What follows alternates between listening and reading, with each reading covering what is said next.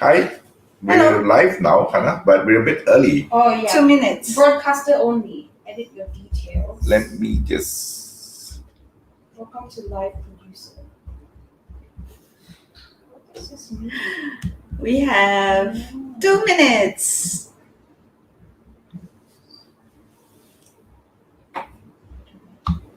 Are you We able are. to see? Are you I'm able to see. okay? Hi. So we're online, I suppose. Are we on live? Welcome. So Just we're a bit early, just checking with everybody. yeah. Okay. All right. We have a message from President Sunil. See you all shortly. Hi Sunil, if you're on.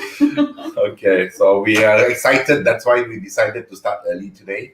It's just about 1 or 2 minutes, but we decided to also just chit chat a bit about today, right? So why did you want to start early? You were excited. So that to get us ready instead of doing the 10 o'clock baru.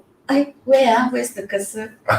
Okay, all right. So But we still did that anyway. we still did that, but that was early. Yeah. Okay. Are we 1 more minute? One moment. So I see you are showing off your Liverpool jersey again.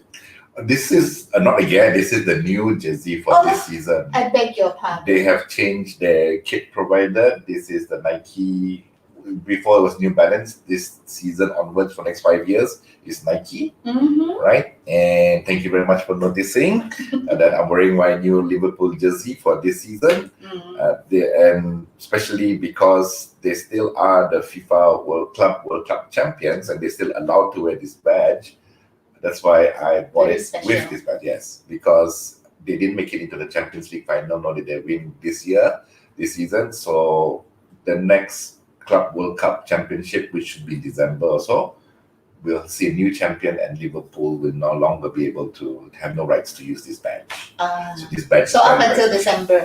yes, supposed to be up to December. Okay. But of course you can still wear it after December. Oh, for me, of course, but the club can't sell it. They can't wear it in competitions, etc. Okay. Currently, as champions, they can use it in UEFA championships or leagues, so they are allowed to wear this badge. But Okay. After that, no.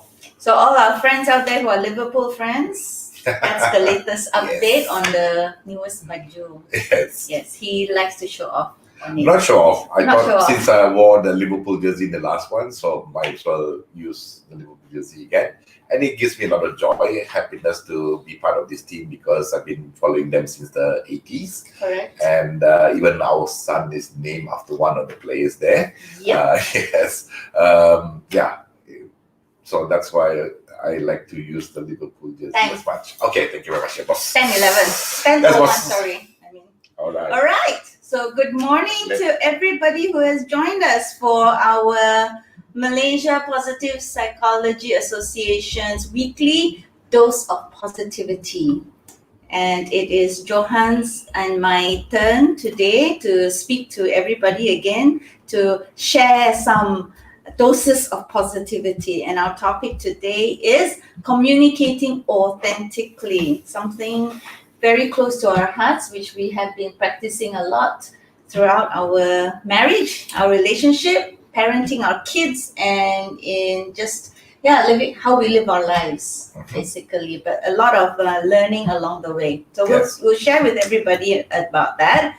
And to start today's session, Johan would like to talk about the conference that's coming up. So before we jump into today's session, a dose of positivity on communicating authentically, I'd like to just remind everybody or share with everybody some good news. September 23rd, please mark your calendar, September 23rd. Malaysia Positive Psychology Association will be organizing the first Asia Pacific Positive Psychology Conference. It will be 100% online, virtual, but the great thing is, besides that, it's accessible to everybody in Malaysia. You don't have to fly to KL or a certain location because it's online. Plus, also we are having guests from overseas logging in. On top of that, we have great speakers. Opening the ceremony or the conference will be Su Langley from the Langley Institute. That's where we got our certification in positive well-being and positive psychology.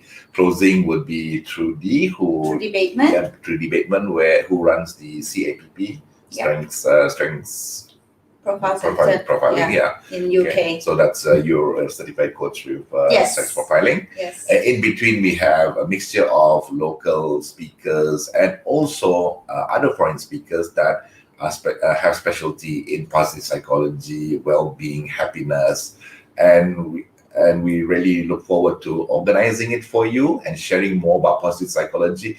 And we look forward to having all of you join that. We're getting our details out. You know that as you may know, Asia Psychology Association is a new association, and it's just about 3 months old. Yeah. And this is a big conference that we are doing. So our flyers about the conference will be out by this week, and we look forward to seeing registrations come in as well.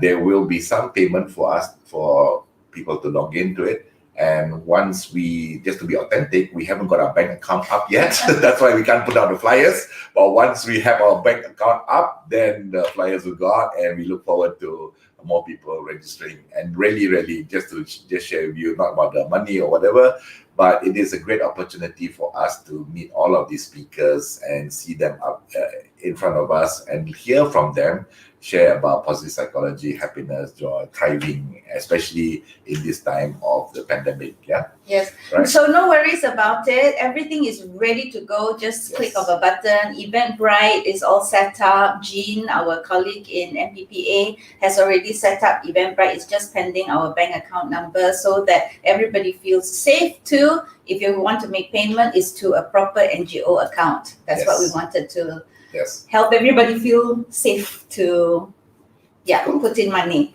Yeah. Cool. So that's a bit about September 23rd. Remember, September 23rd, online, virtual, right? So mark your calendars and keep an eye on the Malaysia Positive Psychology Association's page. Please follow us for more dose of positivity like this, and also about our activities, and also how to register for the conference. But now, I understand some of you may not have seen our first session or know much about us. So just a bit of introduction. My name is Johan. I'm a certified coach and also a positive psychology practitioner. Together with me today is Hanaa. And you want to introduce yourself? I'm Hanaa Wong Abdullah. I am a certified strengths profile coach, and I am also a positive psychology practitioner, and we both got our diplomas from the Langley Institute, Diploma of Positive Psychology and Wellbeing. And it was so much fun doing it, studying it, learning it, and now practicing it.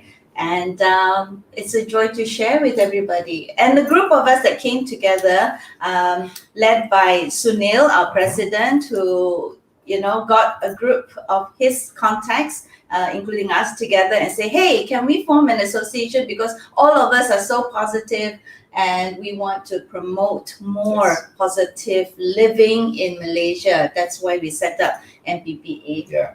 And also, one of the reasons that really gave us a big push was MCO. Yes.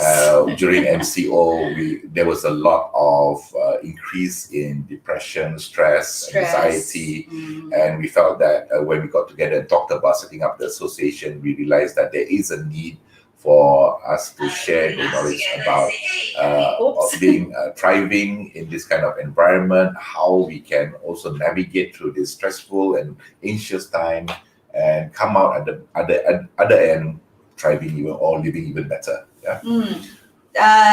Not to change the energy a little bit, but just on that point, suicide cases have increased, and calls to befrienders, for example, have increased, and we know that the mental health of our fellow citizens in Malaysia has also, just the mental health needs as much positive doses as possible. That's why we came up with this series, so that every Saturday, a few of us will talk about whatever is positive in our lives and in our areas of expertise, and we will share with everybody. Yes. So, all right. So thank you very much. So let's get into today's theme, which is communicating authentically. This was chosen by you, Hanaa. Communicating authentically. Could you share with us why did you choose today's topic, and why is it so important to you? Okay, so a few things happened just recently. Stressful communications. Case in point would be, but I don't know why, but just 2 days ago, this is after I chose the topic, but 2 days ago, I was in a rural area as part of my NGO activity, and we set up a meeting with some of the rural villagers to settle a dispute, misunderstanding, miscommunication. And I was very stressed going into that meeting. And I was thinking, how do we do conflict resolution? How do we listen and speak authentically so that we can have an amicable solution to the dispute? And that just made me think, oh, it is so timely to be talking about communicating authentically, because at the end of the day, I choose to believe everybody is good in our core, and we want to do good. We want to do the best that we can for ourselves and for each other. So I find that authenticity is something that other people have told me I am, and sometimes maybe I'm too authentic, and if I don't like somebody, it shows straight away on my face. But anyway, I find that living authentically and communicating authentically is so important to build trust. That's the fundamental thing. Yes. If we can communicate authentically all the time and live authentically, then we build that brand and around us, and people get to know that that's the type of person Hanaa is, that's the type of person Johan is, and it makes it easier for us to work in NGOs. It makes it easier for us to conduct our business, and we know that in the business world, trust is fundamental as well. So that is the basic reason for choosing this topic. Yeah. I think based on what you said, when you went down to the rural area and had to deal with that, trust was very important, especially when you had several stakeholders that you had to deal with, right? Yes. And some of these stakeholders aren't even based in Sabah; they're overseas. So it's being able to communicate authentically would also build the trust and also give them the feeling that their needs are taken care of, or even their purpose of having that project in that area was being taken and well managed as well. Correct. But besides trust, I think when you explained to me communicating authentically as well from your perspective, it's not only trust. What I got out of it was that once you communicate authentically, you build the trust. It also reduces stress among people around you, because you can imagine communication is quite tough. I mean, we supposedly learn about communication in school, but what they're trying to teach you is how to talk. You learn vocabulary, you learn grammar, and you learn how to say what you feel or think. But are you really communicating, or is it just a one-way street? Communication should be a two-way street where you listen as well, and you also get your points across. You listen to other people's point. And not only that, communication, in my opinion, not only there should be authenticity, but they could also be used to inspire people, guide people, help people develop, or even tell people that they are being supported in whatever they're doing. Yeah. So imagine now, going back to what you said, trust is very big, but if you could also communicate authentically, and for example, in an organization, if my superior, my boss tells me something and I know that they're coming from a point of authenticity, it's easier for me to do my job. Rather than it's like confusing and said, I don't know, did they give me this role to test me? Is this a test? And then they're not clear about it. They said just do, and we'll see how it goes after. And then they could be having different intentions. Imagine the kind of stressful environment you are in. But going back to what we shared in our first session about PERMA as well, I see. Do you all remember PERMA? Oh, okay. Well, what's PERMA? Just give them a review. PERMA is the model that was set up, that was first introduced to the world of positive psychology by Dr. Martin Seligman. His pseudonym is Father of Positive Psychology. And PERMA is a model that stands for PERMA. First is positive emotion. Then E is engagement. R is relationships. M is meaning, positive meaning in our lives, and then A is achievements. So yes, so last time we talked about PERMA and So communicating authentically, what you're sharing is you build trust, and I believe in when you're doing the R part of PERMA, relationships, trust is really important. If there's no trust, then you can't really have strong relationships with people, and relationships are important. It's not about you creating a relationships. Strong relationships help you get through things as well. They are your source of support. They are those that encourage you. And we also heard that we are the average of the 5 people we hang around with. So who are you hanging around with? These are relationships that you're building. Now, when you talk about stress, I can see that when you reduce stress, it's also about positive emotion. You have more joy, happiness, or even just chill or relaxed feeling rather than having a situation where, I got to do this. I don't know whether this is a test by my boss, or I don't know what he wants or she wants, just do this. And you feel sort of unhinged and unsure because the communication was not authentic or did not come clearly. I think that clarity is so important, especially in a working environment. If the superior is not clear in their communication on what they expect from their team, then how does the team fulfill that expectation if it's not clear? You don't know, what the framework is, what the scope is, and maybe you don't even know what the objective is. So that communication, not only at work but in our lives, is so important, especially in relationships. Thank you very much. I trust you right. Okay, so let's talk about this further then. How did you get started in communicating authentically? And I'm sure because all of us went through the same education, right? It didn't come naturally. It's like, I know what this is about. What triggered you?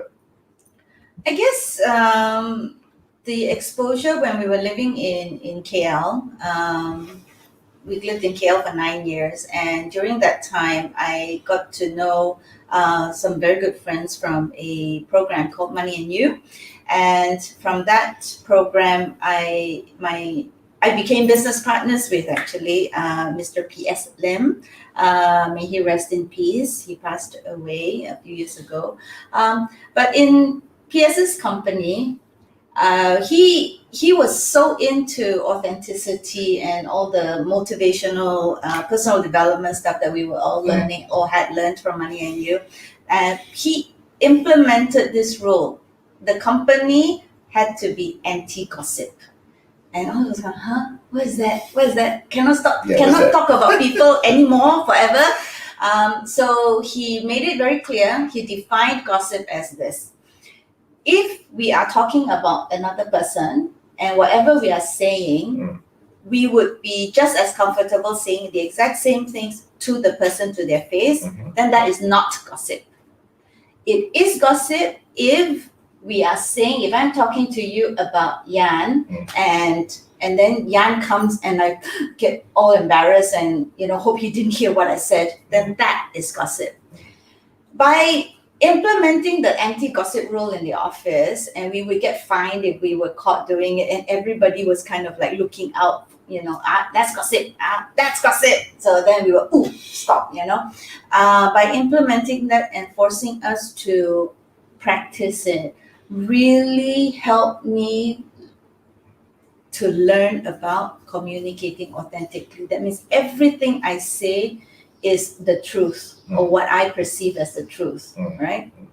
And that also, I think it comes into the Socrates 3 questions as well, because by not gossiping, I had to make sure that what I was saying is true, what I was saying is kind, and what I was saying, I had to check, is it necessary? Otherwise, hold your tongue. Otherwise, just be quiet and don't say anything. It's better to not say anything if it is not true, if it is not kind, and if it is not necessary. So that was just thinking back, preparing for this session today. I think what was the most impactful thing on this journey? It was that event, I think.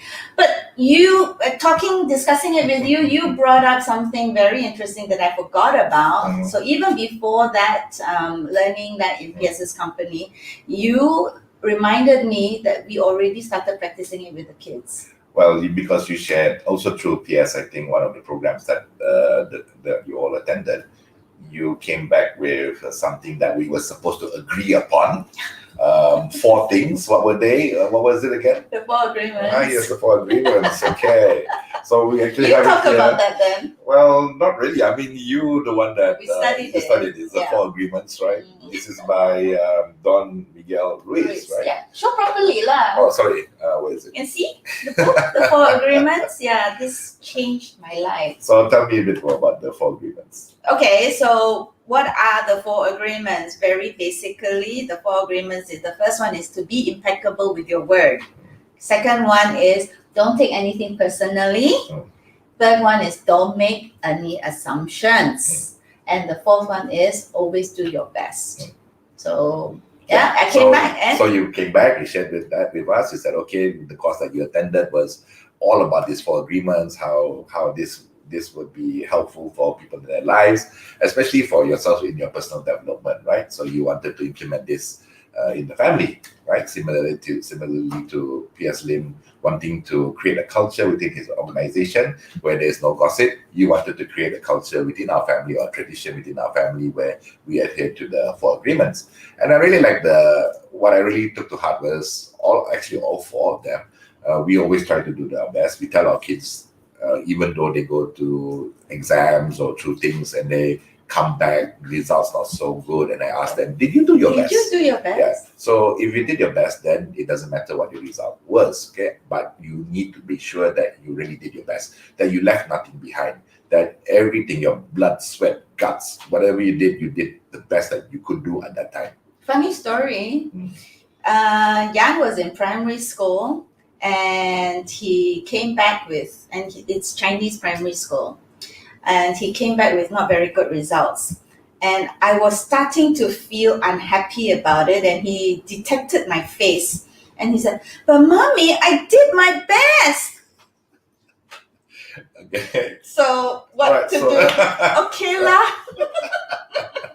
Okay, so that's something that even today we still focus on. Sometimes I do things like in business or even some decisions that I make in the companies, and I go like, and it doesn't turn out as well as I wanted it to, or don't get the outcome I want. But then I go back to ask myself, did I do everything I could? Did I think of everything I could have thought at that time? Did I do the best I could with the resources we had or with the knowledge I had at that time? And if all the big boxes are ticked, then that's it. I did the best I could at that time. All right. So yes, that's one of the things that we followed through. But with the children, especially what I remember was being impeccable with your words. Yes. What I noticed was in a lot of families that I hung around with young children at that time, I noticed that parents tended to not be impeccable with their words with their children. So it could have been something that, I mean, this is family member, they're young kids, maybe 7, 8 years old, so they don't actually have to be impeccable with their words. So things like the simplest was, okay, a kid would come up to a parent and say, Dad, Mom, this weekend, could we go to watch a movie or could we go to the beach? And the parents would say, yes, sure, let's do that. And then Sunday comes and then something comes up. Dad's tired, mom's tired, or they got to go somewhere else, or there's a family event. And what happens is what they promised the child doesn't happen. Okay, something more. So what has happened was what I absorbed was that it would make the child feel unimportant. Their input into the family's decision making was not important, and the parents would always see or choose something more important than what was important, what they had promised to the child already. So after seeing that, I told you, I said, no, okay. In our case, we must be impeccable with our words. It starts at home. So what happened was, if we promise our kids, it would happen. But of course, there would be times where we need to adjust for meetings and all that. So if the children said, hey, Sunday, Mom, Dad, could we go to IKEA? All right. Then we'll say, okay, look, can we review this on Saturday?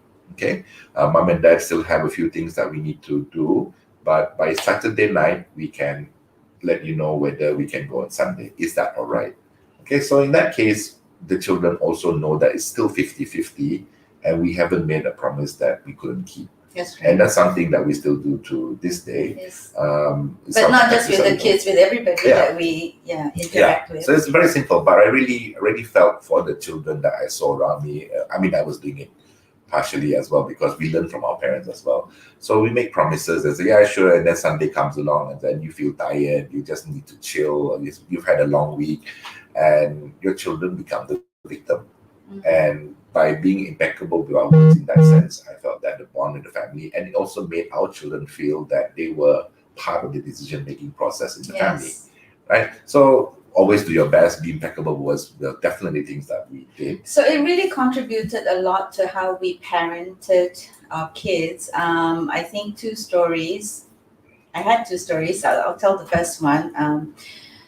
I read a magazine and learned that when we take children shopping and you want to avoid children, crying or rolling on the floor in Toys R Us, for example, saying, I want that toy. So what I learned from a parenting magazine was that allow the children to choose presents and to buy toys maybe twice a year, once on their birthday and once for a special occasion like Christmas. So in a year, it's only two times that they can choose, and whatever they choose, we will be prepared to pay for it and allow them to have it. We could give them a budget as well. Correct. Yeah. Which, yes, we could also specify budget. But it means that every other time we're in a mall and they want to go into a toy store, they understand that it's a looking day and not a buying day, because there are only 2 buying days in a year.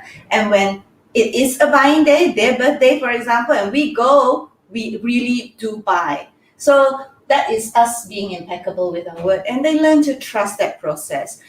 Also, okay, so my second story is this, and so commonly I find that mothers or fathers do not allow their children to drink soft drinks because it's bad. Okay, yes, soft drinks are bad, but what kid doesn't want to drink soft drink, right? So what I practiced was really only if they're coughing or if it's a flu season, then I would say no soft drink. But when they're well and it's a party and there are soft drinks around, I won't say no, cannot drink, because when do they know? I see parents implementing the no soft drinks all the time, and it's always a struggle to disappoint the child or to have a quarrel over, please, I want, no, cannot, please, I want, no, cannot. Stresses the parent out as well. Stressful for everybody, but parenting with impeccability just lowers down so much stress, because the kid just understands, oh, today is not a buying day, or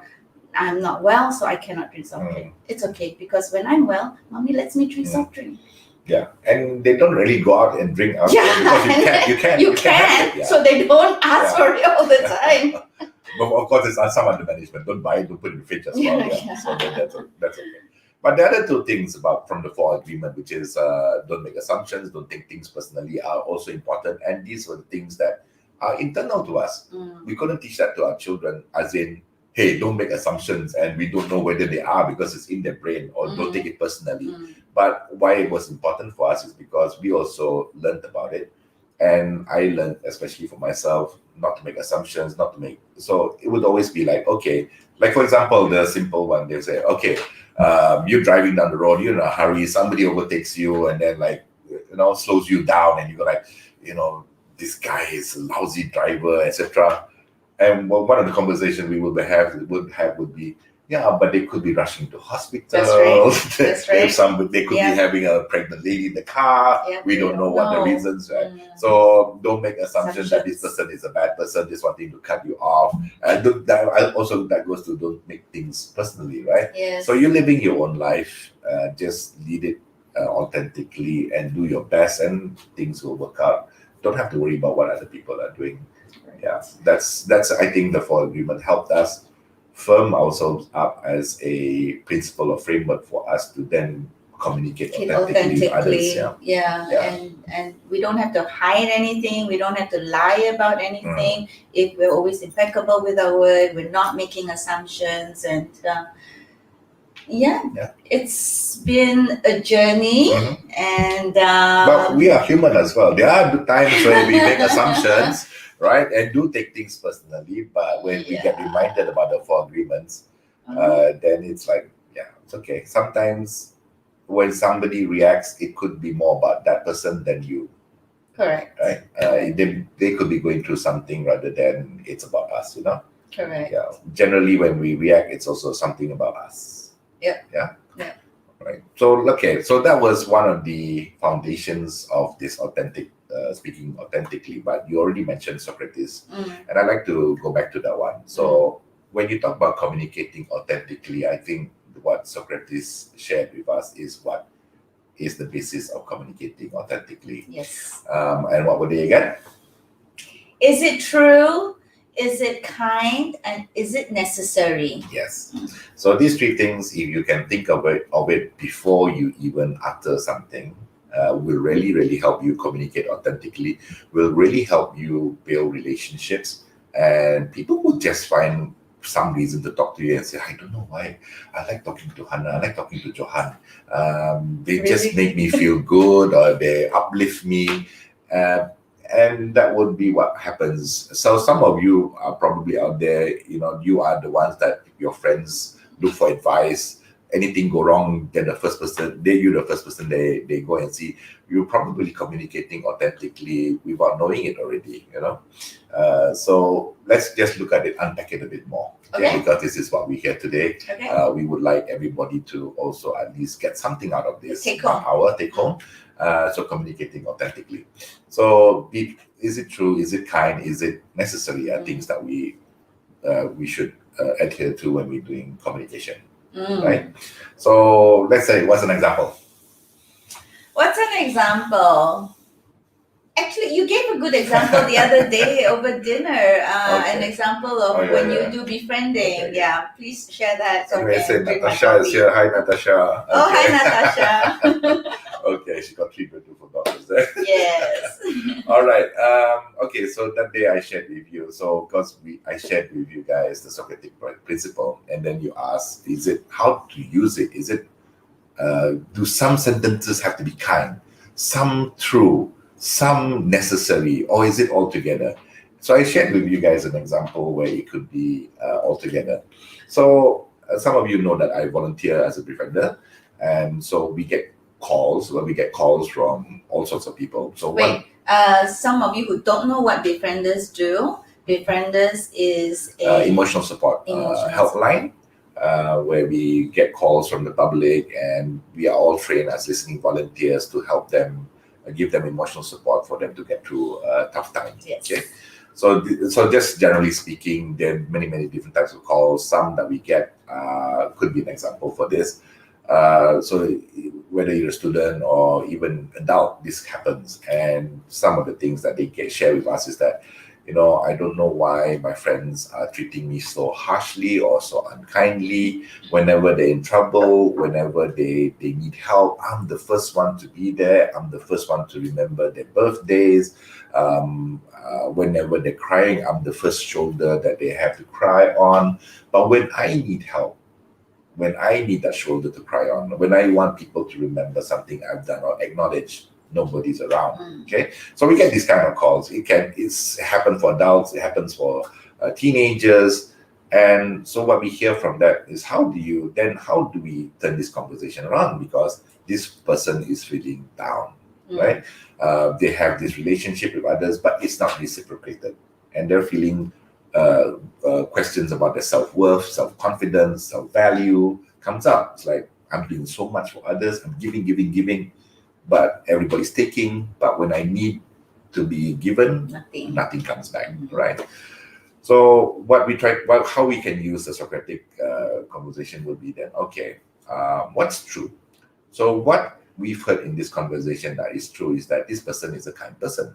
This person is always the first to help others. is always in tune to other people's emotion, is always ready to help and also give a supporting shoulder, right? So we can say, okay, it sounds like you're a very kind person. So this is a true statement already. Now then, from that statement, so it sounds like you're a kind person. It sounds like that, whenever your friends need help, you're always there for them, but you're really feeling down because when you need them, they're not there for you. Okay, so this is a true statement. Is it a kind statement? It is a kind statement because we are holding up a mirror to show them that they're actually a good person. Okay, so we're trying to be kind and say, no, no, no, no, no. Maybe something wrong with your friends, but definitely from what you shared, you are a friend that people should have. Okay, then is it necessary? Of course, it's necessary because they're calling the helpline, they're looking for help, and in this case, it's necessary for us to give them something authentic, something true, and something kind. Right. So in this case, you use communicating authentically to uplift a person, to give them emotional support, to help them get back to, let's say, less darker days, right? And just accept them as they are and say, yes, we hear you and we acknowledge you, and you can do this with communicating authentically and just following the Socratic method. Yes. So that's one example that we And could I use. think in befriending, we learn about active listening. So what is communication, Yes. right? It's not just speaking, it is also listening. And we know we've been talking a lot about speaking authentically. How about listening authentically? Yes. Yeah. So when we do befriending, we have to listen authentically, as in be very present, be very non-judgmental. Yes. Listen to what is also not said. Right. Sometimes when the person that calls and they are sharing about whatever challenges that is stressing them out, we need to listen for, where is this person coming from, or because we will never know all the factors that are surrounding that person's stress. And so we have to listen to then respond authentically. Yeah. So I take it differently. I mean, again, you can use a Socratic principle, as in what I shared just now was an example of where we use it to express. But we can also use it to listen. So if I have nothing kind to say, nothing true to say, and it's not necessary, then I go into a listening mode. So when you listen, just be present, be authentic, as in that, okay, I'm not there to listen so that I can respond to you or say what I want to say, but I want to listen because I am truly interested in what you have to say, or interested in you as a person and your well-being. So that would be, then if I have nothing to say, it's not necessary. Shut up, sit there and listen, and be a good friend, a good listener. All right? And you do that very well, Danny. Thank you very much. Yeah. So communicating authentically, I think, the good takeaway here is just remember: is it true? Is it kind? Is it necessary? And is it easy though? And We've had to learn a lot about listening authentically. And Johan used to tell me, and I would hear him tell friends as well, we are men. We always want to give solution. So when my wife come home and tell me blah, blah, blah, blah, blah, I want to suggest so many things. And until we came to a realization, and when I started to practice saying that, okay, I'm going to share a lot of things and I just want you to listen. And he was so happy with it. At last, clear instruction. I don't have to say anything. I just have to listen. Yeah. So that worked well for us when we were communicating with each other. We sort of borrowed from the Bono 6 thinking hats, right? So what hat are you putting on? So whether you want me to put on the husband hat, the solution hat, the coach hat, or there's a listening hat. That's right. So that actually really, just to share with you, really helped, because it was stressful. It's like, what does she want?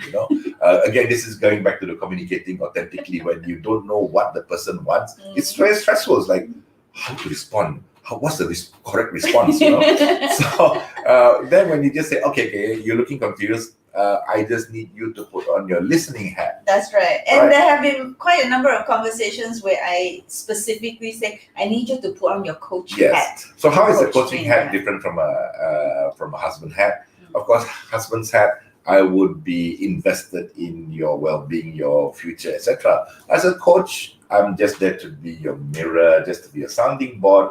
So I'm very neutral about what would happen. It's your decision, and you have to arrive at the decision. All I'm helping you do is decide, okay, if you go down this road, if you go down that road, if you do this, what would happen? Correct. Husband would be like, hey, you should do that, you're married to me, so we should be doing this kind of thing, Very Would good be. example would be when I shared something with you about the behavior of somebody in that conflict situation before, and you said to me, you were in a husband hat and said, oh, that person is an asshole. Yeah. And I went, yes, he is. What would I say as a coach? Oh, that person has his own personal opinion, may have a different perspective. That's right. Very different languaging, but very authentic listening. Yes. So communicating authentically, what we can see is you have a framework. What's come to us, always remember, is it necessary? If it's not necessary, listen. If it's challenging for you to listen, which it was even for us, perhaps you could borrow that. Another way of doing it is also using capes. Green cape, red cape, red cape would mean that I want you to be this person. So you're giving permission to the other person to take up a role, Yes. right? So in our case, we use we sort of borrowed from the Bono thinking, we're just using it our way. Okay, I need you to put on your listening cap, your coach cap, or even as your husband had lah, right? So that worked out very well for us, so that we knew what kind of responses you Was wanted. expected. Yeah. So okay, so now going back to communicating authentically, what else could somebody do? I mean, it's challenging. Of course, they can't immediately start tomorrow and say, oh, I want to communicate authentically. What could they do, or what did we start doing as well? Well, I think I said earlier that the most impactful thing, trying to, test my memory on how we start on this journey of communicating authentically would be the 4 agreements. So easy to follow. Even if you don't do all 4, just start with be impeccable with your word. Yeah. I think that is the easiest thing to start, because you need to keep checking. Well, let me use I needed to keep checking what I'm about to say next. Is it true? Is it kind? So I guess being impeccable, we took from Socrates as well. Just checking that whatever you're saying is not bad or it's a lie, and just stopping before the words come out. Checking. Then it becomes easier and easier as we go along to always be impeccable, and then it comes like second nature. Yeah, it takes practice. Yeah. We're taught to communicate in a certain way. So when we start thinking in this manner, where we have another voice in our mind saying that, hey, before you open your mouth, can you go through this checklist? It will take us time to get there, And you find actually that I think for us, for me anyway, when I first started applying this, I think the challenge was not being able, when it became like it's not necessary, it's not kind, and then it's like, should I just sit here and say nothing? Then people will think I'm an idiot. I didn't say anything, right? But after a while, what was interesting is when you keep quiet, people think you have a lot of wisdom as well. So they get quite scared, because when you start saying dumb stuff and it comes out of your mouth, then they know you're dumb. But if you keep quiet, people don't know. Oh, he looks like he knows what he's saying. He's holding his tongue, right? But I think the challenge for me internally, the conflict was that when even let's say you're at a conference table, what we talk about in business, a seat at the table. Okay, when you're at a seat at the table, of course you want to state your claim that you have the right to be there. So you want to say something, do something, right? But sometimes in some meeting, really, there's nothing kind to say. There's nothing true to say strategically. So this is not necessary. So just zip it and say, okay, maybe I'll come back to you another day. But so that was a bit challenging for me. But I think what happened was just by staying to it, I was more authentic and built a lot of trust. Yes. And that helped me as well Yes. in leadership journey, also in business as well. What I wanted to add one more thing. Just now I shared with you an example about some of the type of calls we get from befrienders and how I use is it true, is it kind, is it necessary in one way. But there are also certain situations where it may not be true, it may not be necessary, but it is kind. Right, and we use that. Simple would be, which do I look good in this dress? I hardly ever ask that. Of course you do. I hardly ask that. Because it's kind, And that's authentic. and it might be necessary for my life. Yeah, so I have to say that, right? So it's kind and necessary, but is it true? Might not be. I don't ask that much. Okay. For example, right? So it doesn't necessarily have to be all three components are there. You can, if you feel it's necessary, then say it. For example, is it like, stop your car, don't park there, something? You say, oh, it's not true, it's not kind. I won't say it. It's not necessary. Then it might not. I don't know. No. Yeah, it doesn't have to be all together. It doesn't have to be all together. Okay. That's true. But going back to, hopefully whoever is listening and watching us today, what is a take home that we hope that you can get out of this session is, I think, just practice the first one of the 4 agreements. Have the agreement with yourself to always be impeccable with your word. That's the first step. I would suggest. Okay, I think we can go into questions and say hello to people. There's Chloe is there. Hi, Chloe. Hi, Lisa and Norma. Thanks for tuning in. Okay. Siva Are there any and questions? Chloe. Yep.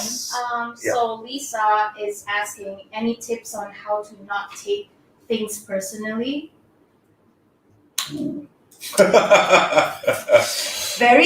It's like easier said than done. Yes, I agree. The tips would be, let me share the example of the most recent thing. And I've been stressed about it for 2 days, which Johan has pointed out to me has affected how I, been having conversations very kasar, is it? Very rough because I've been unhappy and stressed about that conflict thing that I talked about in the rural village. And what happened was the project, there was some misunderstanding about how the funds went to a different project. And so we wanted an explanation by the villagers why this happened.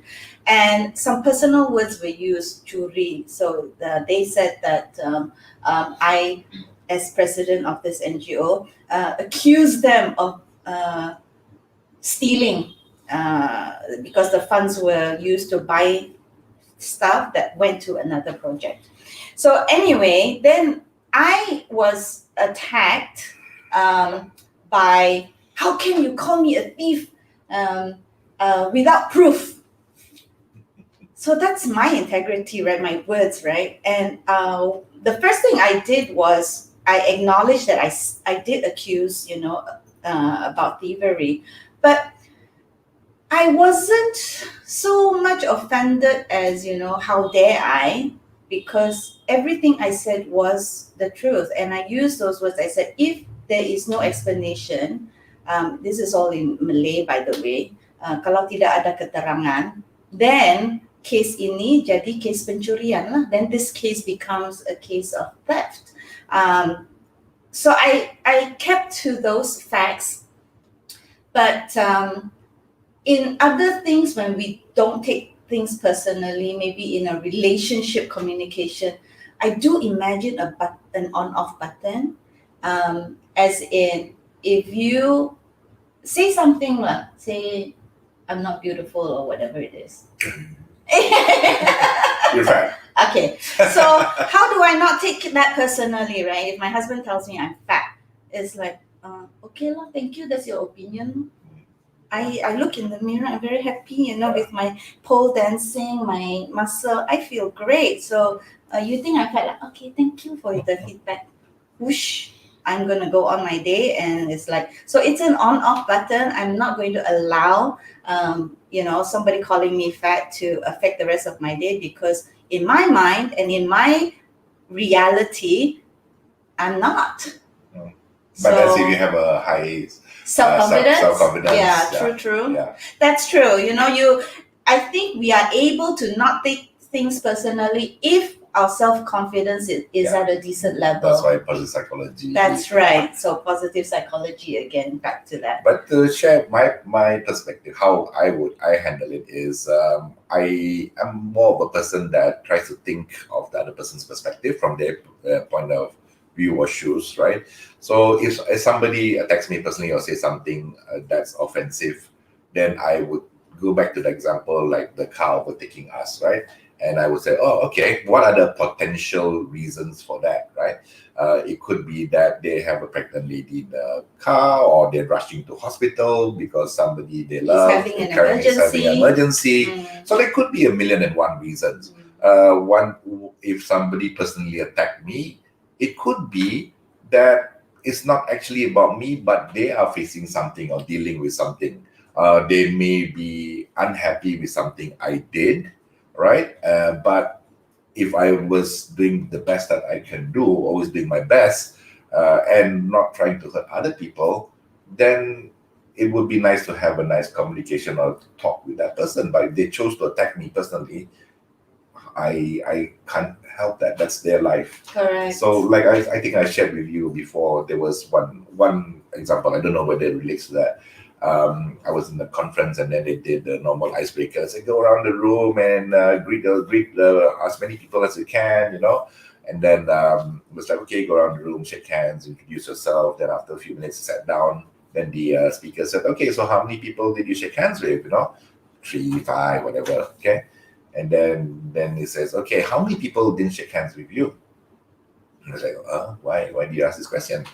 And then he said, did you go up to somebody and you put out your hand, but they didn't take your hand? Then some people in the room said yes. Yeah, they sort of avoided you. Then I said, okay, think about that. Is it you or is it them? Okay. So it's something, when you deal with that, when you talk about it personally, you have to ask yourself this as well. Is that about you or is it about them? And I would say that most of the time, if you have lived your life authentically and you were not out intentionally to hurt other people and you are doing your best, it's about that then. Great. Yeah. We have a few more questions. Oh, sure. Okay. What are they? So a very good one actually is, could you please advise me some simple applicable ways to build trust with my team when I am always suspicious? I think what this means is when team members are suspicious of.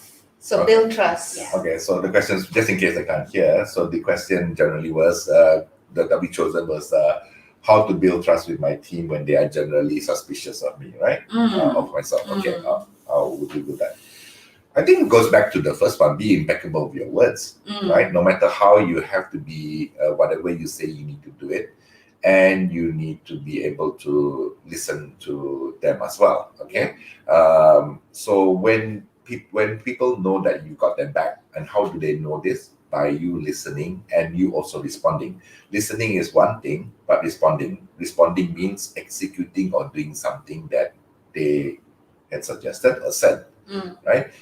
So it will take some time, especially because even in psychology, we know that to overcome some negativity, there's actually a calculation. For one negative act you've done, some bad act, something that you said, something you did, you need to overcome it with 5 good deeds. Yeah. Right. So it's gonna take you time to build back the trust. If we are talking about building the trust, right?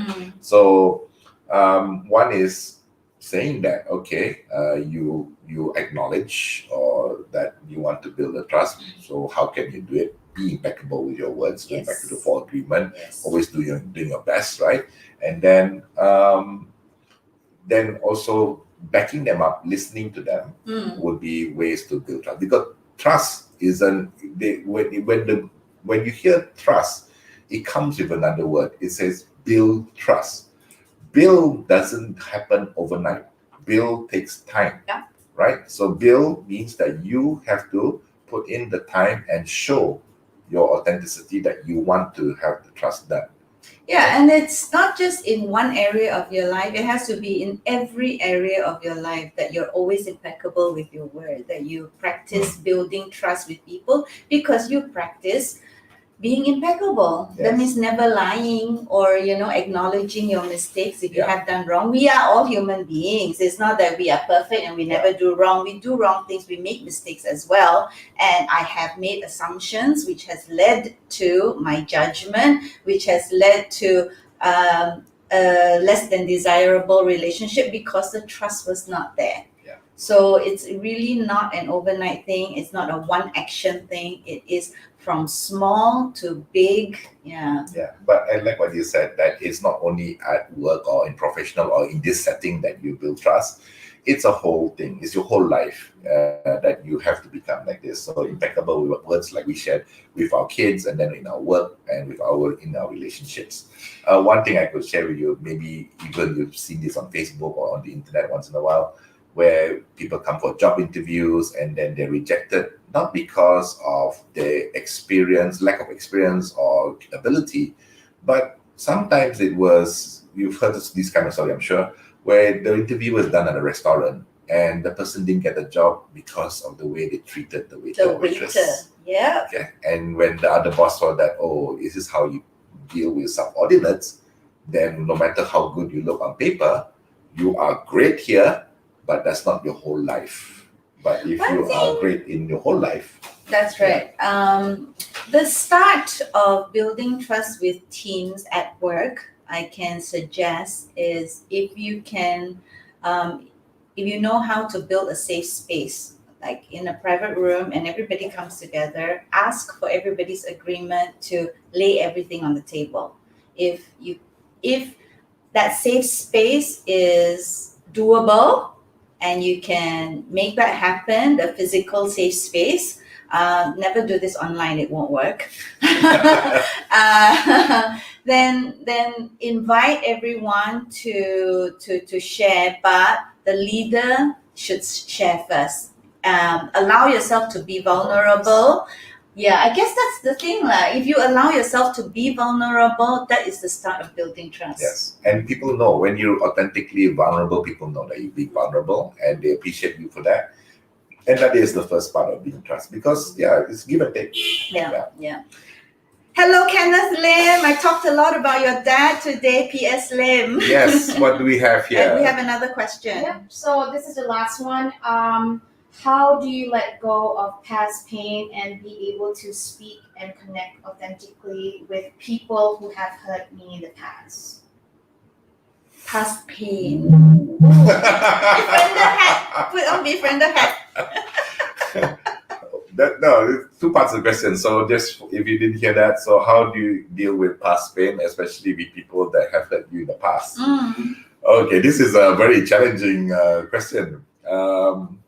Okay, just now I mentioned that you are the average of the five people you hang around with, which I believe is true.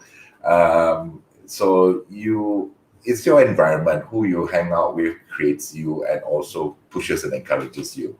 The first question is it necessary for you to still hang around with them? Okay, we talk about toxic relationships. If you want to get out of a toxic relationship, it's also moving away from them. But I understand there are some challenges, especially if those people are your colleagues that you have to see every day, or worse is your family members, right? So now how do you get over this? Okay, now let's say they're family members. You haven't chosen them, you have to see them, whether it's Chinese New Year, Raya, Christmas, or something like that. Right, so you need to build up your defenses, okay? So that's one way. How do you build up your defenses is maybe try to catch them doing things right. And whenever they hurt you, you just try to remember and hold on to that memory of them doing something kind or something good, whether it's to yourself or to other people.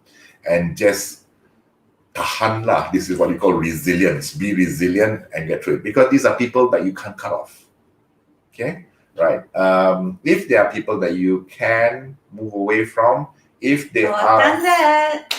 if they are hurting you emotionally and affecting you emotionally to the level that you can't live your life or your best life, you need to move on. Okay, say goodbye to them and find new friends.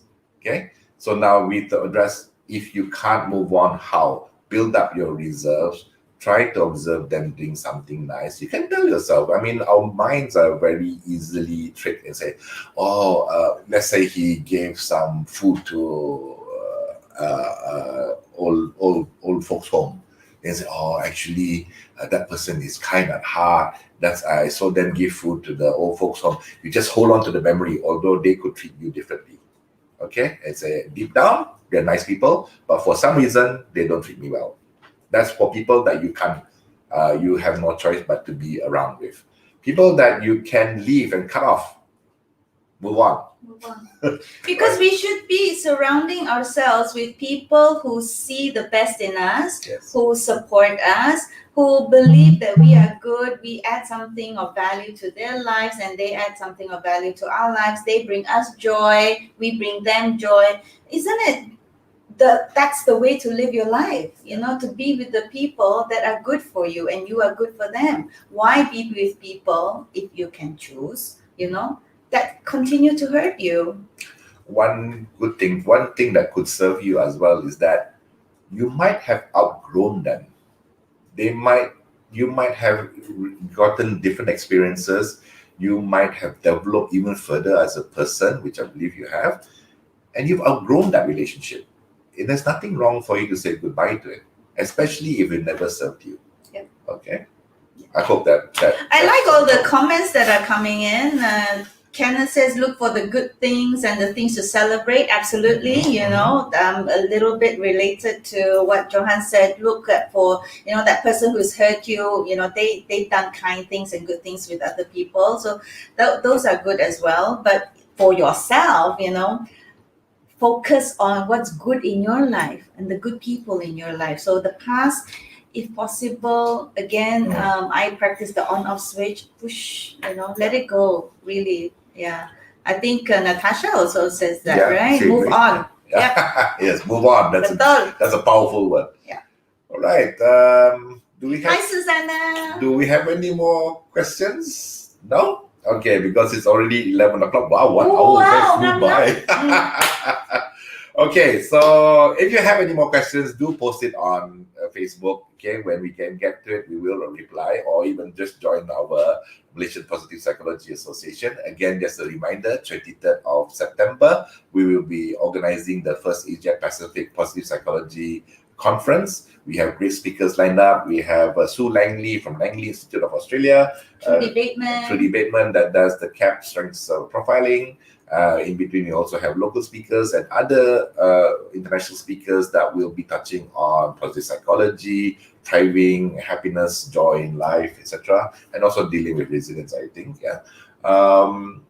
So follow us on MPPA. Like we said in the beginning, we haven't got our flyers out for the conference yet because, being authentic, we haven't got our bank accounts set up yet. We're in the middle of doing that. So once we've done that, then everything will be out there, right? But September 23rd, whole day online, is a virtual event. Yeah, stay in touch on the Facebook page as well. They will all be uploaded very soon. So next week we'll have another dose of positivity. I'm not too sure. Iman. Hi, Iman. I forgot to say hello to you. Hi, Iman. Okay. All right. So just to recap, Hanaa, can you just recap for our audience today what we touched upon? Okay, so communicating authentically, the fundamental reason to want to practice that in our lives is because we can build trust. You just start doing it, and everything else happens positively because trust is being built all the time, every day. So that's the fundamental reason, right? And what is the easy way to start? It is just start practicing being impeccable with your word. Yeah. So those are the two things I want to say. And before uttering anything or saying something, just check. Is it kind? Is it true? Is it necessary? If it's not necessary, just sit down quietly and listen. Put on your listening hat. Okay, and be a good friend and listen to what the person has to say. I admit and I will share that it takes practice. It took practice because our standard way of talking is that you say something, I must say something, talk over you or respond to something you said.